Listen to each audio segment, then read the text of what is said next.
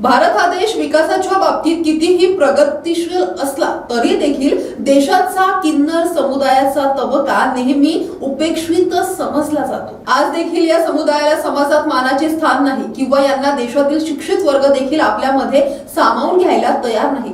अशा वर्गासाठी सामाजिक दायित्व म्हणून आज SCG NCHRI रुग्णालयाच्या वतीने कर्करोग तपासणी शिबिराचं आयोजन करण्यात आले। ट्रान्सजेंडर LGBT ट्रान्स वुमन यांच्यामध्ये स्तन कॅन्सरचं प्रमाण सातत्याने वाढत आहे। मात्र या वर्गामध्ये कर्करोगाविषयी जनजागृतीचा बराच अभाव आहे। त्यामुळे या समुदायात देखील जनजागृती करण्याच्या उद्देशाने हा कर्करोग तपासणी शिबिर आयोजित करण्यात आला होता। तो हम ये नोबल इनिशिएटिव लिया है इंडिया में पहली बार। तो हमको लगता है जैसा हमारा सोशल वर्क टीम है, हमारा डॉक्टर्स हैं, हम इस सब लोगों से बात करने के बाद हमको ये पता चला ये LGBTQ community also is higher risk of cancer.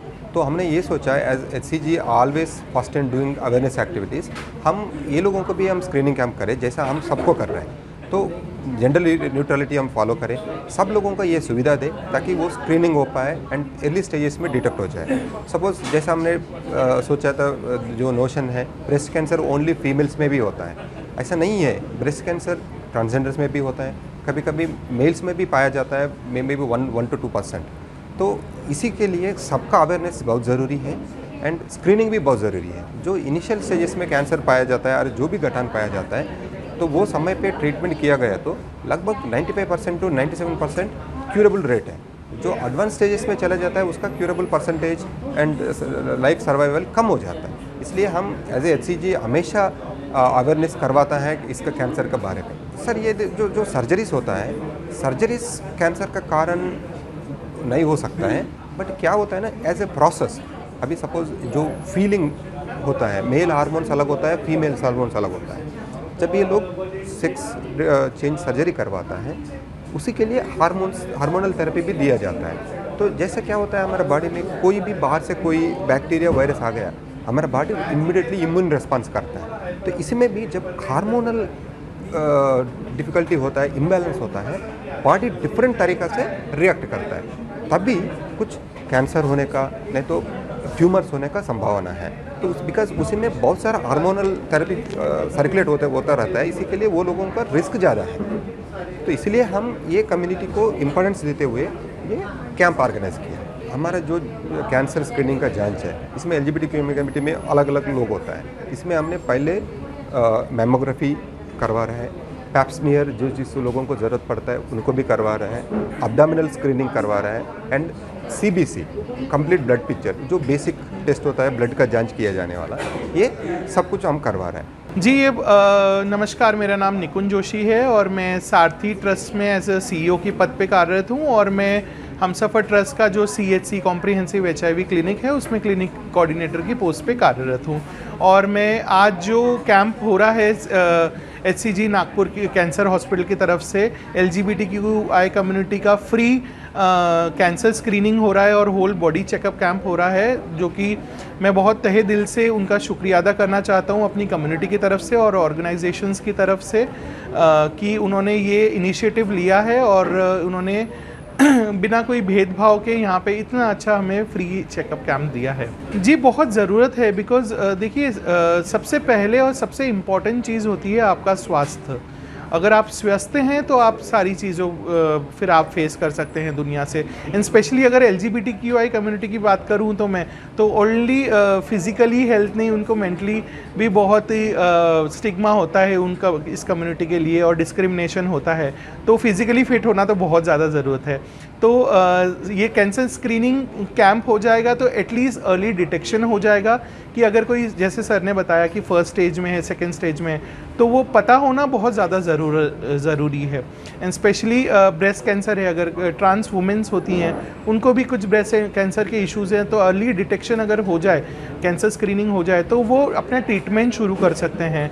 तो वो बहुत अच्छा हो जाएगा कि एक तरीके से हम ट्रीटमेंट पे भी काम कर रहे हैं और साथ ही में प्रिवेंशन भी बहुत ज़्यादा ज़रूरी है कि इस माध्यम से जो कैंप के साथ में हमको अवेयरनेस भी हो रही है कम्युनिटी को कि अपने आप को कैंसर से कैसे बचाया जाए, अपने दिनचर्या में क्या चेंज लाएं, अपने खान पान में कैसा रखें, कुछ एक्सरसाइज करें, तो वो भी सेशन यहाँ पे हो रहा है। तो मैं बहुत ही खुश हूँ आज कि ये पहली बार नागपुर में हो रहा है और ये एक रोल मॉडल रहे, एक माइलस्टोन रहे दूसरी जगहों के लिए भी और दूसरे हॉस्पिटल्स के लिए भी, कि वो लोग भी हमें कैंप प्रोवाइड करें और आगे कम्युनिटी को सर्विसेज दें।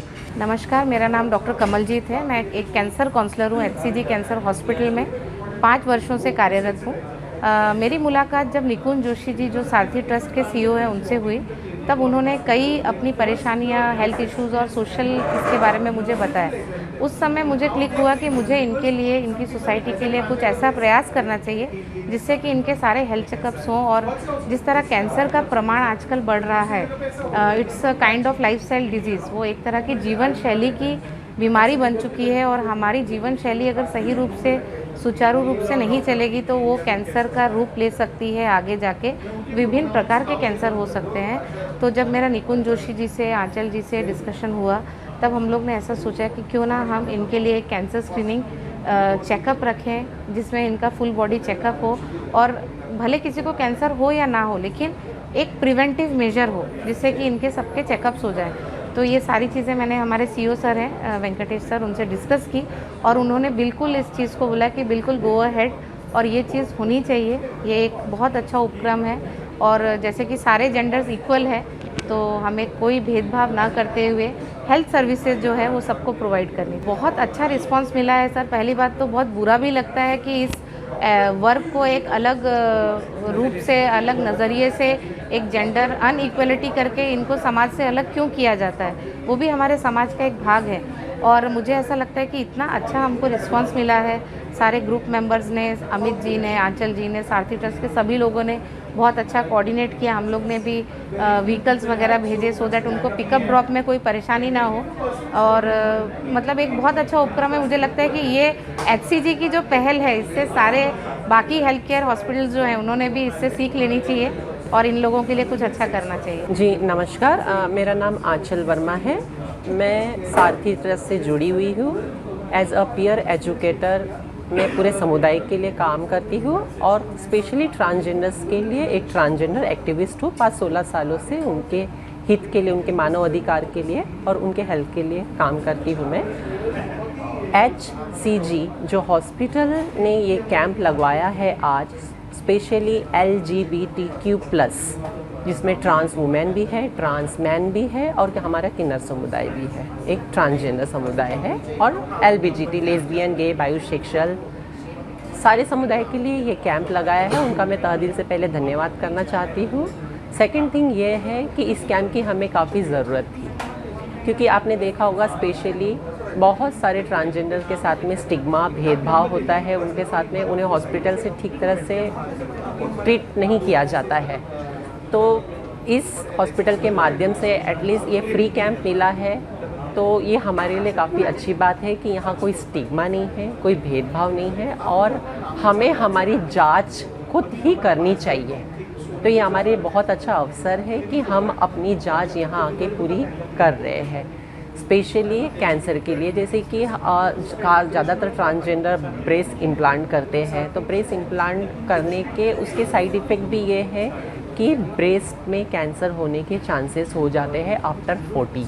मैंने ऐसे काफ़ी सारे ट्रांसजेंडर्स को देखा है कि ब्रेस्ट इम्प्लांट करते हैं, 20 इयर्स के बाद में वो ब्रेस्ट रिमूव कर देते हैं।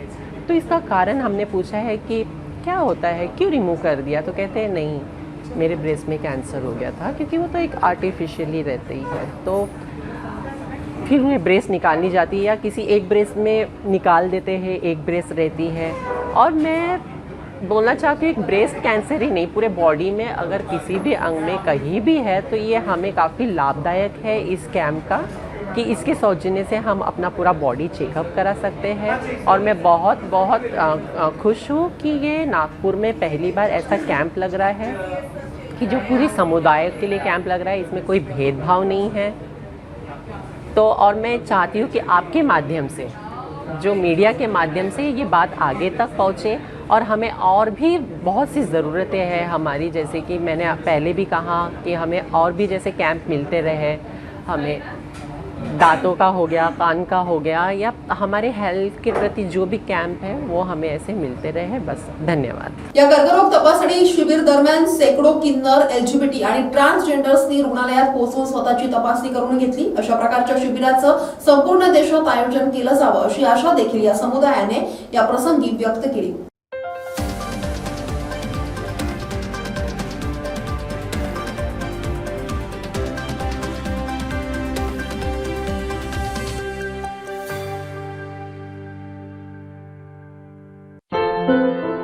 क्या हुआ बहू? माँ, पाइल्स की बहुत तकलीफ हो रही है। तो तुम गुदरोग सर्जन के पास क्यों नहीं गई?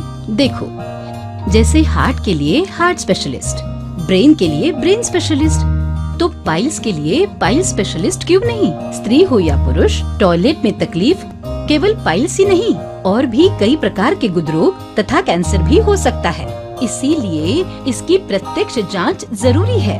ठीक है माँ, पर जांच के लिए हम जाएंगे कहाँ? वही काले आयुर्वेदिक पाइल्स हॉस्पिटल में। लेकिन माँ, प्रेगनेंसी में पाइल्स की दवाइयाँ? प्रेगनेंसी में आयुर्वेदिक दवाइयाँ सुरक्षित होती है। जनहित में जारी काले आयुर्वेदिक पाइल्स हॉस्पिटल, औषधि चिकित्सा तथा सर्जरी ट्रीटमेंट उपलब्ध। हमारा पता उमरेड रोड, दिघौरी बस स्टॉप के पास, नागपुर। अधिक जानकारी के लिए वेबसाइट पर जाएं kalepileshhospital.com।